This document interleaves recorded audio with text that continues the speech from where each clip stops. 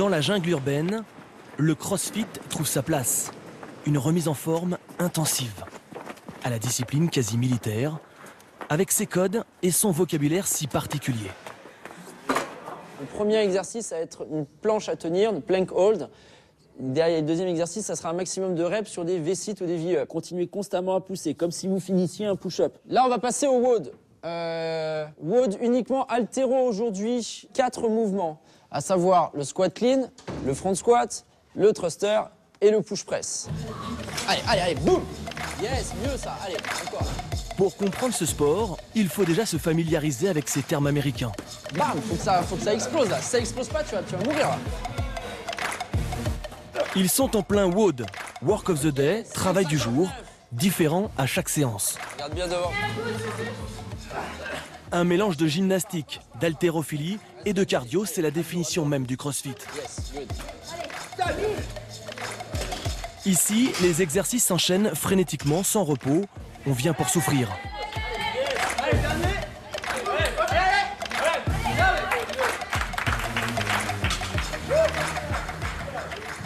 Bien joué, félicitez-vous, congratulez-vous. C'est le côté communautaire, le côté vraiment ludique de l'activité qui fait que ça a vite pris, quoi. C'est vraiment la nouveauté en elle-même et surtout l'efficacité de la méthode, quoi. Je peux interroger n'importe qui ici, tout le monde a eu un changement. Le changement, il est parfois surprenant. 5 fois par semaine, Franck découvre comment repousser ses limites. Allez Franck, 4, 3, 2, 1. Ok, récup. J'ai commencé, j'avais jamais fait de sport de ma vie. J'ai été très lourd, en souplesse zéro, avec de l'effort tous les jours, en venant, en travaillant. Il y a une perte d'approximativement 40 kilos. Donc voilà, je trouve que c'est plutôt positif quand même. Au CrossFit, seules les charges varient en fonction de son niveau. Les entraînements sont mixtes, tout le monde suit le même programme. Ok, récup. Allez, il reste les derniers V-sit. Alors, j'ai commencé le CrossFit à l'âge de 47 ans. Là, il y a quand même un entraînement, il y a un effet de masse qui se fait et il y a un petit esprit de compétition qui fait qu'on est tiré vers le haut et qu'on essaie d'aller le plus loin possible. J'avoue que la première semaine, ça a été assez dur, physiquement parlant. Mais après, on a tout de suite envie d'y revenir parce que c'est addictif.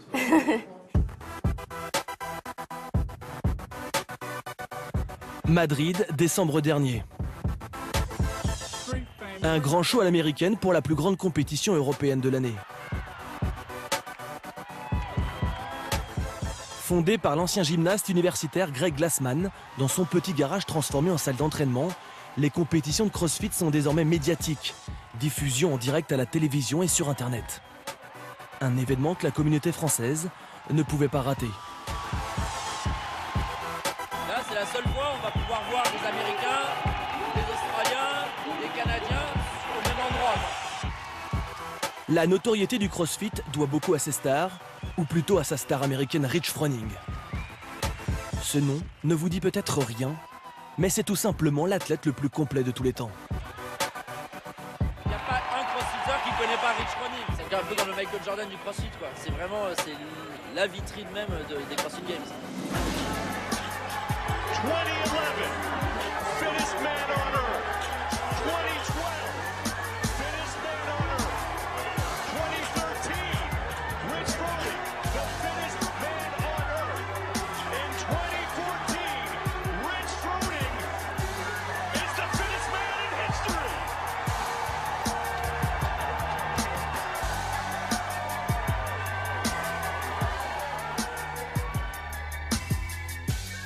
Rich Froning, sans égal sur la planète CrossFit. 4 fois champion du monde en individuel, l'an passé, il remporte le titre par équipe avec ses partenaires du team Mayhem. À 28 ans, Froning est l'ambassadeur d'un sport et de toute une communauté. Le CrossFit est un programme adapté à tous. Dans ma salle, le plus jeune membre a 11 ans et le plus âgé 76 ans. Alors on le voit bien, ce sport est fait pour tout le monde. Des hommes, des femmes et même des enfants peuvent le pratiquer. Après, pour le CrossFit de compétition, c'est vraiment différent. Il faut être âgé entre 20 et 35 ans maximum. Cookeville, Tennessee. Dans son garage, pas de miroir pour s'admirer, 3 entraînements par jour, ambiance spartiate.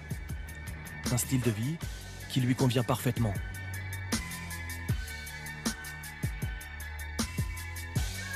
Rich est un athlète de classe mondiale et pas seulement en crossfit. Si vous le voyez jouer au baseball, il était très fort à l'université, tout comme au football américain. Il excelle dans tous les sports, même au hockey. Chez lui, dans sa maison à Cookeville, il fait du sport toute la journée. Rich est le plus grand athlète que j'ai rencontré. Le phénomène CrossFit prend tellement d'ampleur qu'on le retrouve même dans les Simpsons.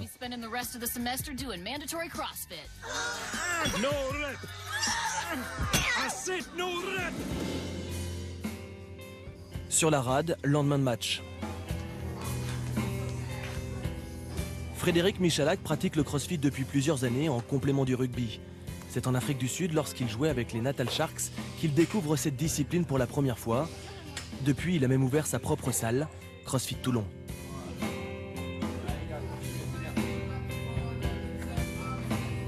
Bon, ça pique un peu ou pas? Parce que c'est différent de ce que tu fais au quotidien quand même. Oh, ça y ressemble. L'intensité, c'est pareil, c'est ce que tu retrouves en match. Aller chercher toujours au fond de toi, quand les actions sont difficiles, se relever, courir, plaquer, se relever.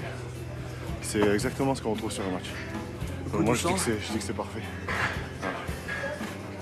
Parce que après, il y a toujours un moment où tu as envie d'abandonner. Il faut aller pousser. Tout le monde te pousse, donc c'est bien. 8, allez, 2. Et le dernier. Yeah. On fait une partie de préparation Coupe du Monde ici avec quelques joueurs. Surtout, on avait quelques joueurs qui devaient perdre du poids aussi, donc il y avait un travail vraiment foncier à faire, de perte de masse et à la fois musculaire, puisqu'il fallait prendre du muscle. Et les joueurs en étaient assez contents. Après, malheureusement, ça ne nous a pas permis d'être champions du monde. Mais en tout cas, physiquement, on va dire qu'on les a aidés un petit peu. Le CrossFit est ultra communautaire. À l'inverse de la musculation classique où chacun s'entraîne de son côté avec ses haltères, la discipline crée un mélange des milieux, des affinités entre les pratiquants, l'importation d'un style de vie à l'américaine. Dans cette salle du 15e arrondissement de Paris réside une dévotion absolue à l'entretien de soi. Une ambiance conviviale le midi, il y a un bar pour pouvoir venir manger de manière tranquille, regarder le WOD en même temps, il y a des plats qui peuvent être livrés directement dans les frigos. Vraiment le but c'est d'être dans le schéma CrossFit, donc gérer l'esprit sain dans un corps sain avec une activité physique adaptée à la vie de tous les jours. Dans le CrossFit, on voit le côté physique de la chose, mais c'est vraiment une philosophie générale, quoi. C'est-à-dire ce que tu vas retrouver ici, c'est vraiment les mêmes codes qu'une association sportive, même si on est dans un domaine commercial, parce qu'il ne faut pas se leurrer. Il y a vraiment cette dimension communautaire. Les gens viennent tout le temps presque au même créneau pour s'entraîner avec les mêmes personnes. Et je sais qu'il y a des gens qui s'échangent des messages pour dire hey, tu viens bien à cette heure-là, pour qu'on puisse être ensemble. Ou même juste se voir, quoi. Enfin, on fait des soirées, on fait des événements, on fait des déplacements à l'étranger, on est ensemble.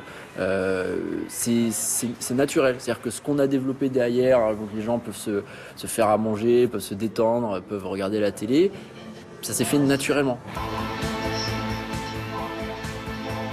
Le CrossFit, bien plus qu'un sport, un véritable style de vie. En 2012, il n'y avait qu'une dizaine de salles en France. Aujourd'hui, il y en a plus de 200.